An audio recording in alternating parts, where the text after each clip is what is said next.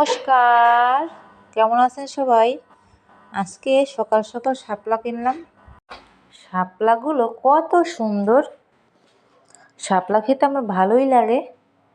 আর শাপলাগুলো একদম তাজা, মনে হয় সকালবেলা তুলে নিয়ে আসছে।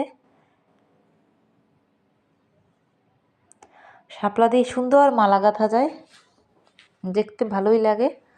ছোটোবেলায় শাপলা দিয়ে মালা গাঁথতাম। আর ফুলগুলো কি সুন্দর, এই ফুল দিয়ে বড়া খাওয়া যায়, চালের গুঁড়ো দিয়ে বড়া হয়, অনেক বড় লম্বা শাপলাগুলো। চিংড়ি মাছ দিয়ে খেতে ভালো লাগে, তাছাড়া ইলিশ মাছের ভিতরে ভালো লাগে।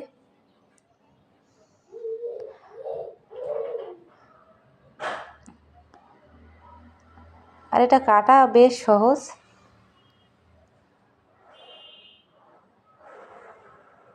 কত সুন্দর, কাটার পরে রাখলাম। এই যে ফুলগুলো আমি একটু দেখতেছিলাম, এত সুন্দর। এটা কিন্তু আমাদের জাতীয় ফুল, কি সুন্দর একটা ফুল। এই লাল শাপলাও আছে, সাদা শাপলাও আছে, এক একটার সৌন্দর্য এক এক রকম। এটাও ভালো লাগে, ওটাও ভালো লাগে।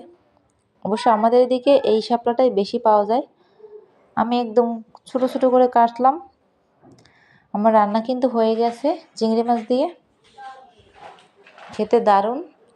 এর সাথে সাথে আমি আরেকটা রান্না করলাম মাংস দিয়ে। আজকে কচু খাবো, একটু বড় বড় করে কাটলাম, গোটা গোটা করে। মাংসটা ভালো করে ধুয়ে তারপর কচুটাকে তেলের উপর ভেজে নেব।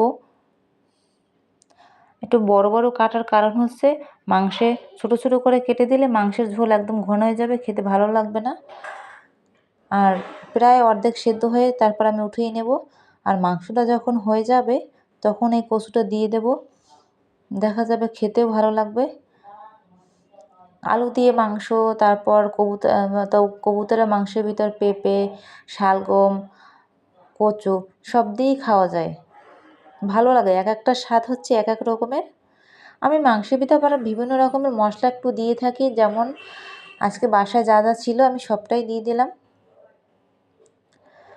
লবঙ্গ, গোলমরিচ এগুলো খাওয়া তো উপকারী, মানে মশলা জাতীয় সবটাই কম বেশি উপকারী আমাদের জন্য। মরিচটা একটু কম দিয়ে, দেখা যায় এইগুলো দিলে আলাদা একটা ঝাঁজ আসে, খেতে ভালো লাগে আর গন্ধটা আসে ভালো। আমি এমনিতেই মাংসে একটু ঝাল বেশিই দিই, ঝাল লবণ তেল হলে মাংসটা খেতে খুবই ভালো লাগে। দেখুন আমার রান্না হয়ে গেছে কিন্তু। গরম ভাতের সাথে খাবারটা খেতে ভীষণ ভীষণ ভালো লাগবে।